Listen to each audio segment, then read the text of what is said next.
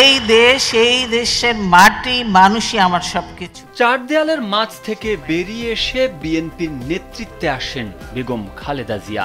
বিএনপির মতো বড় দলের অভিযাত্রায় জেল জুলুম চিকিৎসাহীনতা সহ্য করে তিনি আপোষহীন নেত্রীর তকমা পেয়েছেন। দেশ জুড়ে সাধারণ মানুষের কাছে রয়েছে তার ভিন্ন গ্রহণযোগ্যতা, যার প্রমাণ পাওয়া যায় তার নির্বাচনী ইতিহাসেও। আগামী ফেব্রুয়ারির নির্বাচনে বিএনপি চেয়ারপারসন বেগম খালেদা জিয়া আবারও ৩টি আসনে প্রতিদ্বন্দ্বিতা করতে যাচ্ছেন। ফেনী ১ বাবার বাড়ির আসন, যেখানে তার ধারাবাহিক জয় রয়েছে।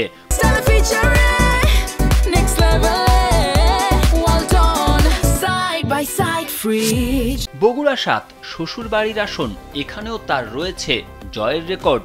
দিনাজপুর ৩ জন্মস্থানের আসন, এবারই প্রথম এই আসনে তিনি নির্বাচন করছেন। এই ৩টি আসনেই তিনি বিপুল ভোটে জয়ী হবেন আশা বিএনপি নেতাকর্মীদের। কোটি ভক্ত সমর্থকের এমন আশার পেছনে রয়েছে তার সফলতার এক আশ্চর্য ইতিহাস। খালেদা জিয়া গেল ৩ দশকে 18টি আসনে প্রতিদ্বন্দ্বিতা করে 18 বারই জয়ী হয়েছেন। তার নির্বাচনের ইতিহাসে কোনো পরাজয় নেই।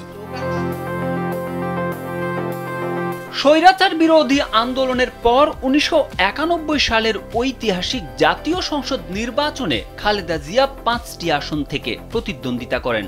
5টি আসনেই তিনি জয়ী হন। 1996 সালের সাধারণ নির্বাচনেও তিনি 5টি আসনে লড়াই করেন। সবকটি আসনেই তিনি জয়লাভ করেন।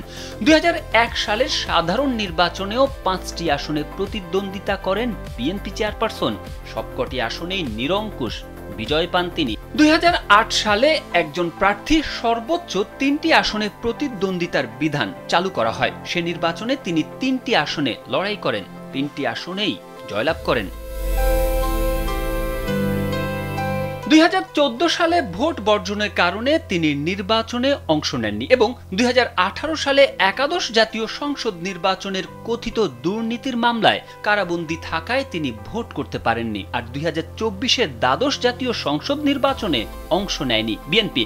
শুধু জয়লাভই নয়, বিএনপি চেয়ারপারসন বেগম খালেদা জিয়ার প্রতিদ্বন্দ্বিতা করা আসনগুলো পরবর্তীতে দলের জন্য সুরক্ষিত দুর্গে পরিণত হয়েছে। আর ভোটারদের চোখে এসব আসন হয়ে উঠেছে সরকার পরিবর্তনের প্রতীক। 2026 সালের ত্রয়োদশ জাতীয় সংসদ নির্বাচনে তার প্রত্যাবর্তন বাংলাদেশের রাজনৈতিক পরিস্থিতিতে একটি গুরুত্বপূর্ণ মোড় হিসেবে বিবেচিত হচ্ছে বলে মনে করছেন বিশ্লেষকরা।